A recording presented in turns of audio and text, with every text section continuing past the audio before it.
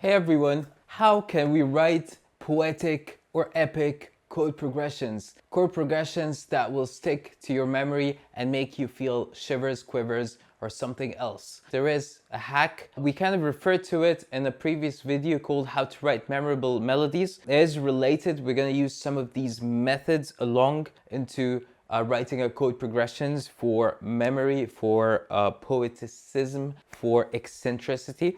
But also we're gonna pull some other jazz tricks out of the box. First, let me give you a demo of a couple of chord progressions that I just wrote for this song that I wrote this morning.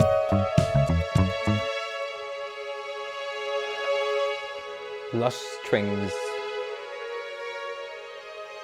The Roland Lush strings.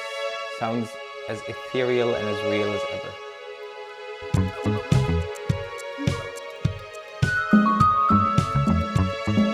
That's the A section chord progression. I believe it's 8 chords in total. That's the B section chord progression. Start with 3 chords.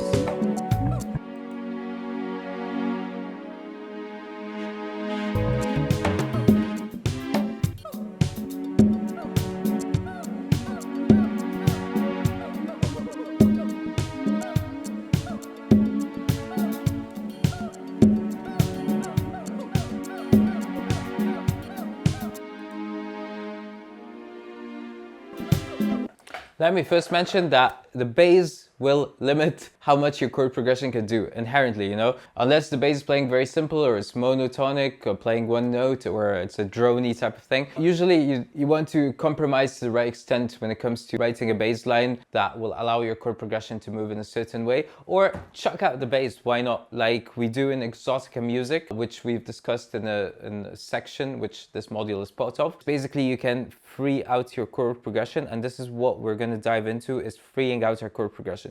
To free our chord progressions, we want to make it exciting and we want to remove it from the traditional framework of scales and make it more streamlined for fluidity and expressiveness. In order to do that, we're gonna borrow a few ideas from a previous video. First, we're gonna borrow the whole tone idea. So for example, the chord progression, let me demo it. I have a MIDI here. So the chord progression I wrote for this song, it goes as such. I'm playing and it starts with an A major, and then it goes into C sharp minor, and then it goes into an E major. These are inversions, obviously. You can see the notes here. Wait, I'll make them obvious for you guys, so you can see exactly what's going on.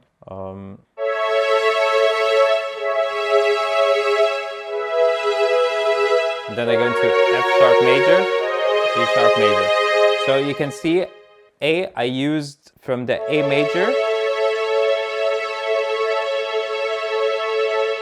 I used a third, which is the C sharp. I pivoted with the third, the C sharp. So here's the thing with chord progressions, it's very nice when you can pivot with a third. It can go very smoothly, especially if you're moving in the fifth of your tonic. In this case, that's the case.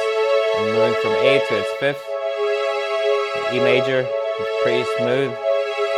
So there's 2 factors here playing out. I'm playing the dominant, which is also an idea borrowed from the other video. So I'm moving in a 5. Oh wait, no, I'm first playing the C sharp minor. So I'm playing the third first, but it already includes 2 pivot notes, which is the C sharp and E. So that's the component that you want to look out for.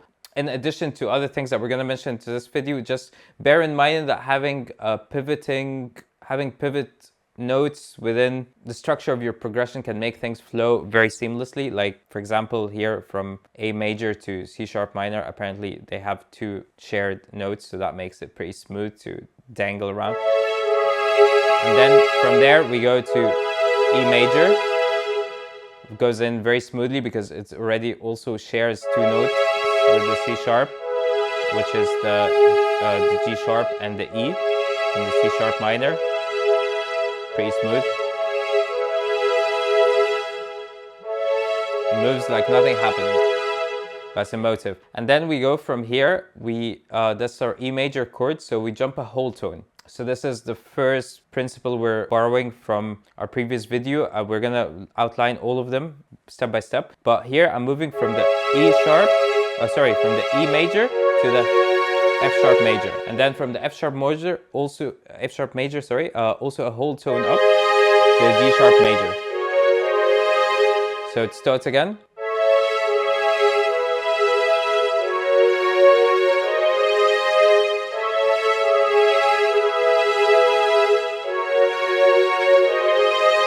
Very expressive, very poetic, and very simple. Like literally all happens within a frame of an octave, and it's just substituting sort of notes almost, you know, with the exception of the last two chords. Like more than half of the chords is basically just subbing a note.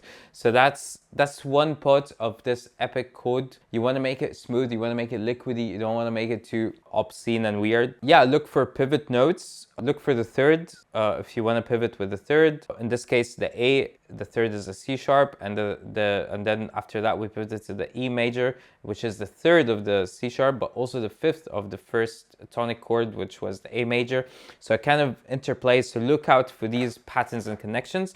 And then obviously we used our first principle out of the 4 principles that outline a freedom principle for writing expressive melodies and harmonies, and that is using the whole tone. So from the E major, we shifted to the whole tone to the F sharp major, and yet again to the G sharp major. I would show you a MIDI as well. Let me write it down. Wasn't planning on doing that, but hey.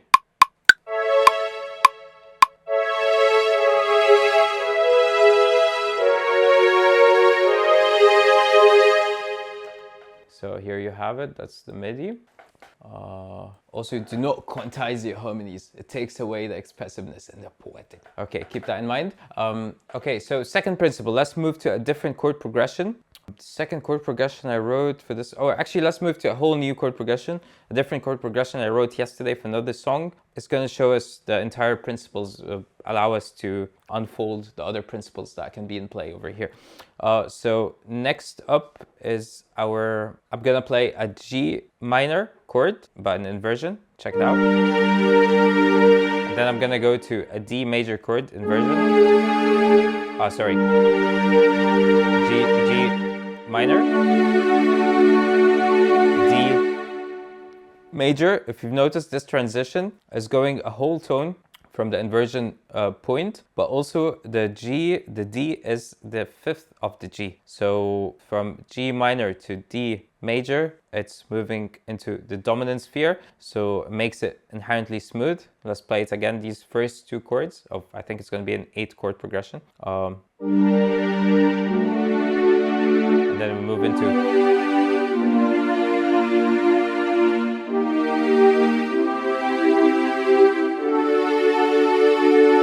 So this is the whole progression. Let me play it again and let's break it down after.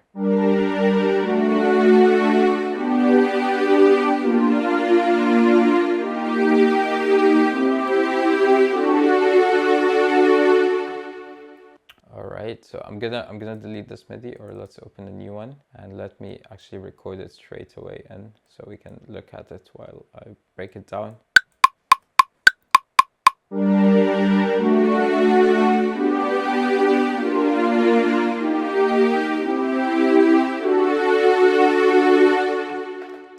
Alright, so here is our chord progression, 1, 2, 3, 4, 7 chords. Okay, so it sounds eccentric, it sounds poetic, it sounds very expressive to me.